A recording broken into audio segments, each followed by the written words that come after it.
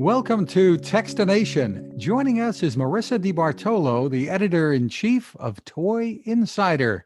Thank you for joining us, Marissa. Yeah, of course. Thanks for having me.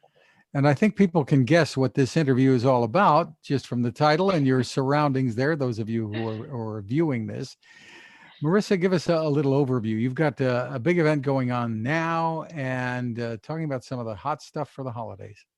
Yeah, so today is the Toy Insider's Holiday of Play at Home event. So normally this is an in-person event that takes place every year in New York, where we sort of bring together some of the top toy companies with lots of journalists and influencers and show off all the hottest toys of the year. And of course, with COVID-19 this year, we had to pivot and now we're doing a virtual event. So everyone is nicely sitting at home from the comforts of their own home and checking out all these holiday toys online. And you got your decorating done way early. So give us an overview of what some of the hottest toys are this year. Yeah, so we're seeing a couple big trends in toys this year that are also pretty directly related to COVID-19. Board games are going to be huge. Puzzles and different craft and activity kits that families can really do together and have some fun. All of those things are going to be really hot. Of course, some of kids' favorite characters are going to sell out this year, including the child, aka Baby Yoda. And there are some really cute preschool properties that are making a comeback, like Blue's Clues and You, which is something that I grew up with when I was a kid, and now it's back again for today's kids, and that's going to be a super hot one as well. We're also seeing a big trend with toys that are interactive and have these cool tech elements, but they're screen free, right? Because kids are doing all of this online at home learning, which means that they're in front of a computer or a tablet screen more than they ever have been before. So parents are really eager to get their kids off screen and enjoying some really hands-on tactile fun play. Now that makes a lot of sense, and people are looking for a lot of togetherness, I suppose. What are some of the cool family things that people are seeing today? Yeah, one of my favorite new board games, I'll show you. I'll give you a sneak peek. It is called A Game of Cat and Mouse. So it's from the makers of Exploding Kittens, which is a really fun, silly card game that's been around for a couple of years.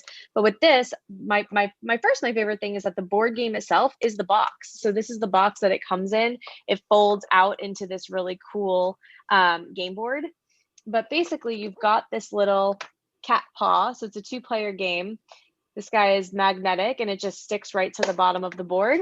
And you have these little balls and you're trying to shoot them through the cat's mouth to get them onto the other side of the board. So this is like a really silly, easy to play, easy to learn, easy to set up, no batteries, no screen, no nothing board game that's engaging enough for kids and adults. So everyone will really get in on the fun together.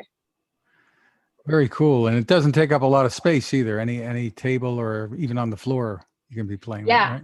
for sure. You can play it anywhere. Everything stores right back up inside the box. And, sustainability is an important trend that we're seeing across the industry too. So the fact that the box is the game just really adds to the fun and excitement of the whole thing. And it means a little bit less waste too, which is always a good thing.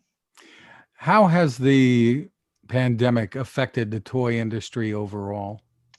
So to be honest, the toy industry is kind of experiencing a boom right now, according to NPD Group. Through for the whole year through the third quarter, the toy industry is actually up about 19%.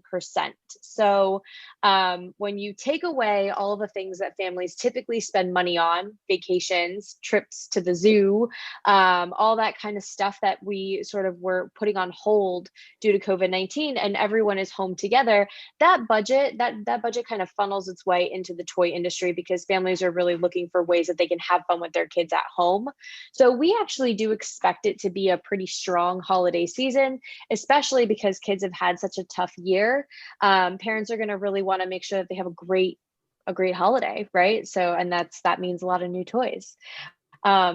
But I do think that we are seeing some different trends, including budget-friendly items. So, maybe this isn't the year that you get a toy that's $150, especially with so many families out of work.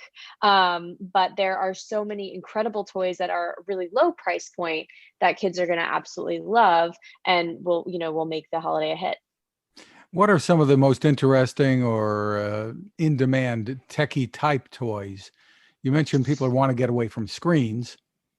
hmm So I think one of the things that we're really excited about this year that'll be huge is Lego Super Mario. So there's a brand new Lego set that incorporates this little guy here. It's an interactive Mario figure, and he actually recognizes what color brick he's standing on. So if you build a Lego set and you bought Mario on a blue brick, you'll see his chest turns to water. So he recognizes it as water. Red will be fire. He also has some fun sound effects. I don't know if you guys can hear that, but when you jump with him, he makes like that iconic jumping noise. So kids can really build their own Mario sets with Lego bricks and then play them out in real time with the interactive Mario figure. So it's just a totally new way to have fun with Super Mario Brothers. And again, like this is a great one for all ages, right? Because whether you're this little guy's been around for 35 years. So whether you're a kid today or you grew up with Mario, it's a great fun set for everybody. And it's like you're playing the video game, but physically. Exactly. It's like a physical Mario experience.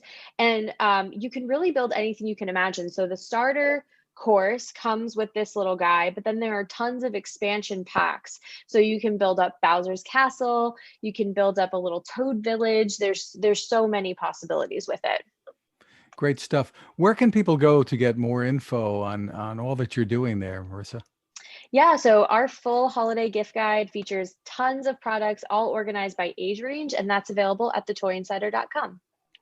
Again, it's thetoyinsider.com.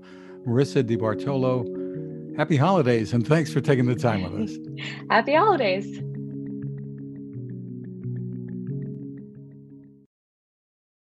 Now this. It takes a lot of listening to build a better radio, and that's just what the folks at C. Crane have done. Bob Crane and his crew, nestled among the rivers and tallest trees in the world in Fortuna, California, have made a habit of listening to their customers. And that's just what they've done in building the CC Skywave SSB, the Swiss Army knife of portable radios. For everyday listening to AM or FM in the yard or patio or on the nightstand without having to drain a mobile phone battery, it's a great companion. But it is also a companion equipped for NOAA weather information and alerts that can be life-saving. You can listen to FEMA and Coast Guard transmissions too. Beyond all of that, you can tune into shortwave signals from around the world. It's compact, easy to take with you, and built to last. The CC Skywave SSB. Click on the link at Techstination.com.